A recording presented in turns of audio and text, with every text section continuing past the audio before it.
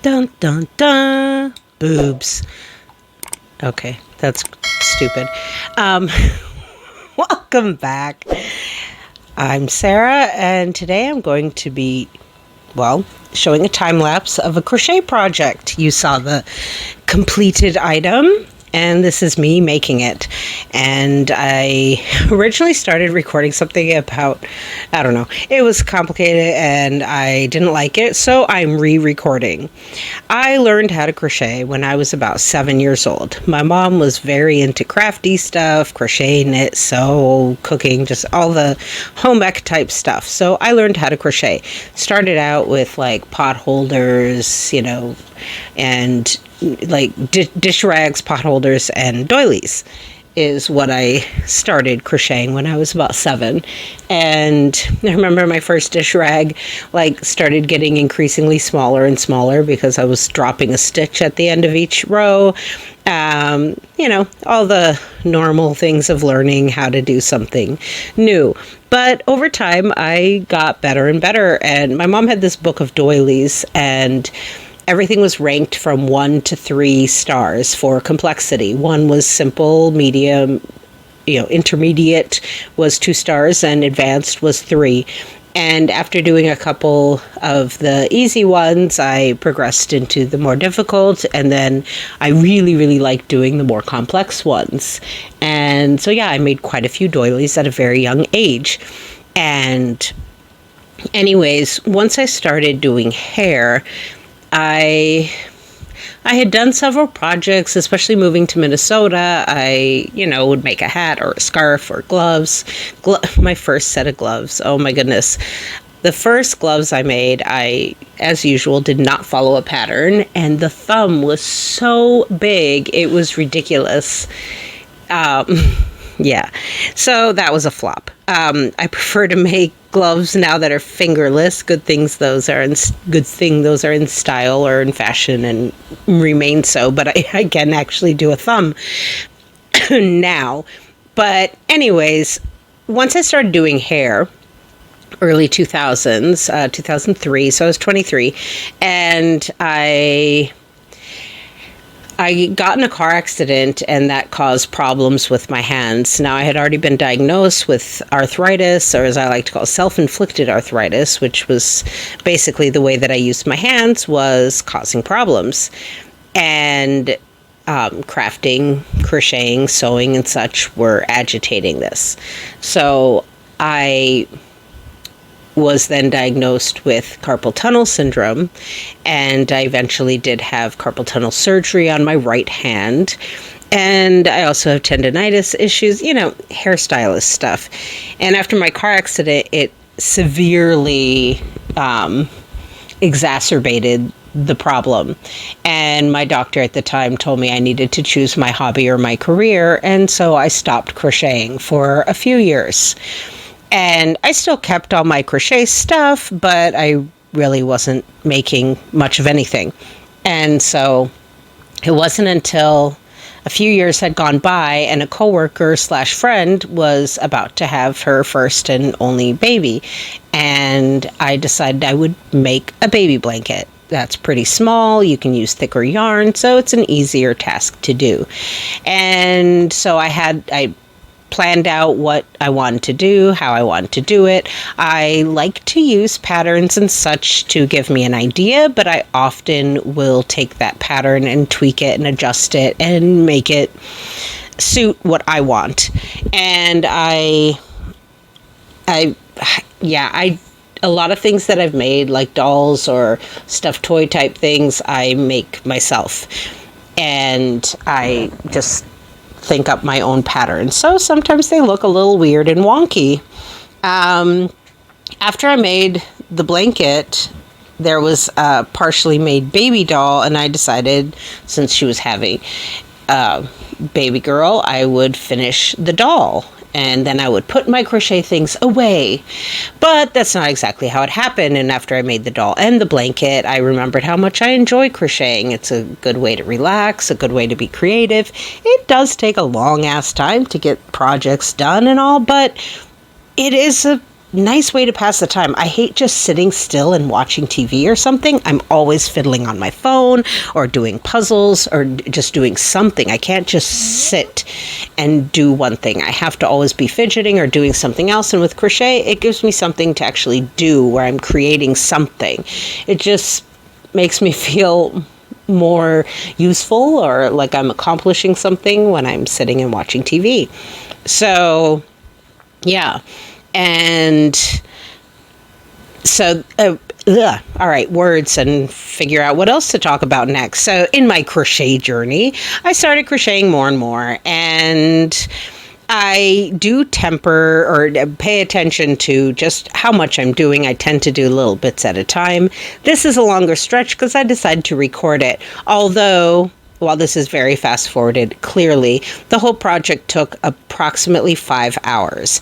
And I, of course, did take breaks. I did do it in one afternoon, but I took breaks and paused and stuff, and I did my best to cut those snippets out of when I'm pausing to go take the dogs out or play tug of war with the big girl because Only loves playing tug of rope. And Lady, as you can see, is mostly content to just nap next to me the entire time. Whereas Big Girl is a much busier puppy, and she's off roaming around, getting into hijinks and whatever. No, she's a really good girl. But anyways, I digress, as I'm prone to say. So, yeah, over the years, I started doing more and more projects. I've made a lot of baby blankets. I've made large throw blankets. I made a big, I've done 2 flag blankets. The first one was a flag of the good old US of A for my grandma. I did a flag of Brazil for my sister who was born there. Those were both throw blankets. I've done a lot of baby blankets. And then there was this pillow. So way back, long before social media and all that stuff, we did have little jokes that would circulate in our phones, and you couldn't really enlarge them or anything. And there was this picture. I'm going to see if I can find this picture. A friend sent it to me, and the meme said, this was like 12, 13 years ago. The meme said, "I heard you like to sleep with your mouth open, so I knit you this pillow." And I will find that pillow to insert here. So it was a penis pillow. And I LOL'd, but also pointed out, my God, that's funny. But also, it's not knit, it's crochet. And he was kind of impressed that I could tell with such a small picture. And the image quality is nothing like today. But anyways, he thought it would be cool if I could make one. So I did. And after I made that one, then someone made the recommendation that I make a girl pillow, which at first I was thinking about the same region on, yes. And I wasn't sure exactly how do you crochet a vagina. And to this day, I have yet to actually do that, but I think I could figure it out. And then someone recommended do boobs instead. And it took me a while to come up with the pattern that I ended up using for this. I made 6 attempts before I, made the pattern that I use today. I made the pattern back in 2010, and yeah, I've made adjustments here and there, but I have kept this pattern. It is my own. I keep, for some reason, wanting to call it a recipe. It's not. It's a recipe for boobs with yarn. That's what it is. I have made stockings for Christmas for my sister, her husband, and one for my son. I've made a parasol for myself. I've made a few wonky hats. I do make quite a bit of hats. My favorite are the big flopsy ones. I have an infinity scarf that I made for myself. I have an infinity scarf that I made for Jordan. Yeah, I've made a lot of different crafts. I think I'm going to try to insert some pictures and images of crafts that I've made. I'm trying to think of crochet crafts off the top of my head. I wish I could just lay out photos in front of me, but while I'm recording this, I'm using my phone to record, so I can't also be looking at pictures to remind myself of other things that I've made. It's very frustrating, me learning how to do editing shit, and now I feel like uploading videos is so much more work. Instead of just sitting in front of the thing and just talking and rambling about nonsense, and, you know, knowing that my audience falls off around the 10-minute mark if they're even here that long, and then I can just talk about bullshit because no one's watching anyways, and that's fine by me. Anyways, I've made, I went through a whole phase where someone had brought home this little tiny purse, just like the kind of little purse you could fit like a small phone. None of these big phones that we have nowadays, but a small phone and like your ID.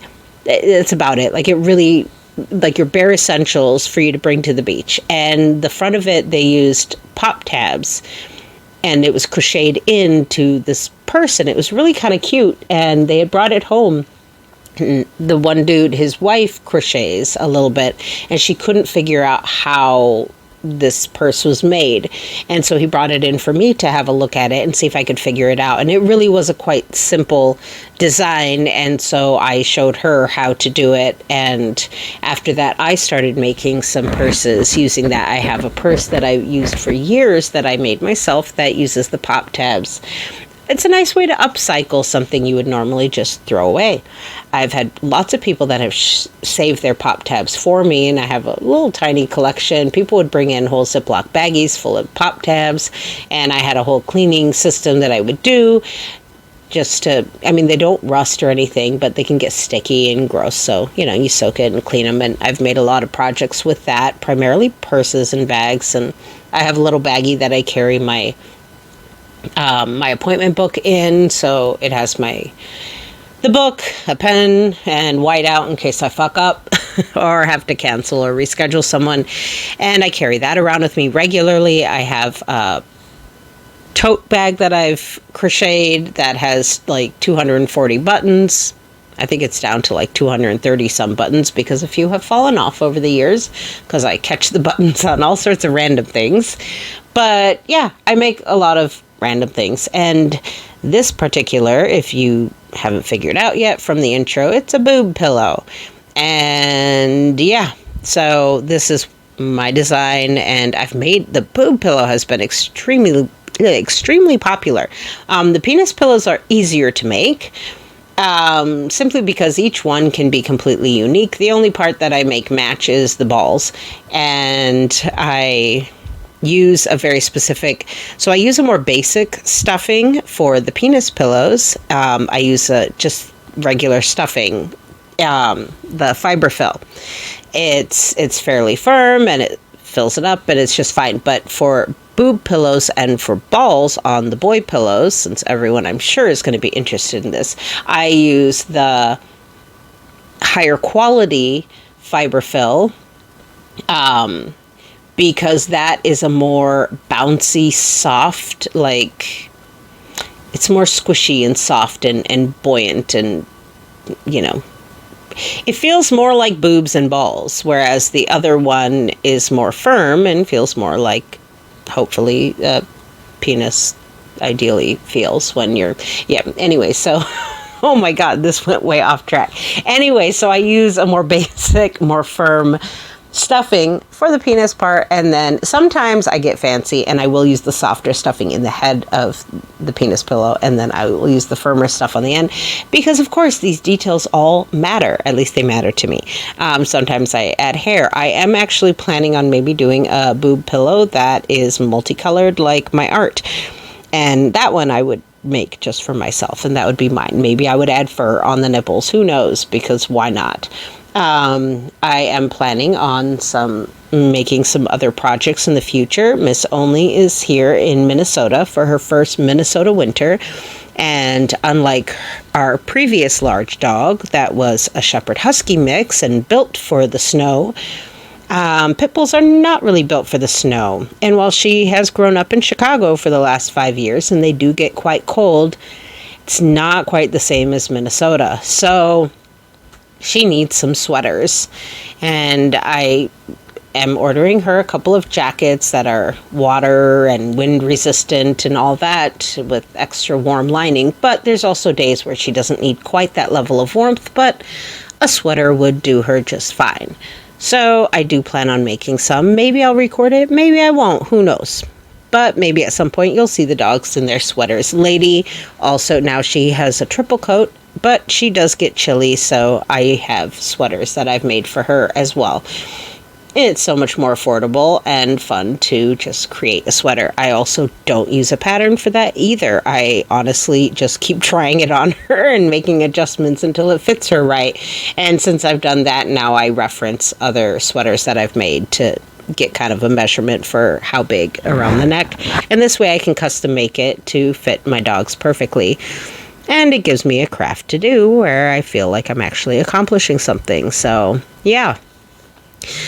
I have 2 more minutes of yammering to do and talking about crochet. I thought I could just ramble on forever about crochet, and I probably could if I was actually looking at some of the works that I've done, but I don't have anything right in front of me. I've made a lot of things. I have also done sewing and other such thingies, but yeah, so at this point, I'm like, should I pause? Should I what? Should I keep talking? Lady's biting her butt and licking her paws, and I'm just, man, I wish I could crochet as fast as I do in this video. And it's really weird actually watching myself crochet and the way I tuck it there to hold it in place. Whatever I'm crocheting actually starts getting a little heavy after a while, and that weight will bother my hands. And so that's why I tuck it up there. And I find it funny because I'm crocheting a boob and it's like leaning up against my boob. And yeah, I don't know. Maybe I'm the only one who finds that to be a little funny. But yeah, anyway, so it's just going to be me crocheting. At this point, I think I'm just going to insert a couple pictures of the pillow all complete, and hopefully you enjoyed this journey of rambling about me and my crochet projects. And I'm going to go through and do a bit more editing and add in some pictures of some of those projects so you can see what I'm talking about, and this might make this a little more interesting. But yes, I crochet, and no, I'm not accepting orders. I have too many personal projects I need to do first, and I do like to gap my time and how much I am crafting so as to preserve my hands so I can continue to do hair, which is what actually pays the bills. But yes, I have a lot of hobbies. This is one of them. Ciao.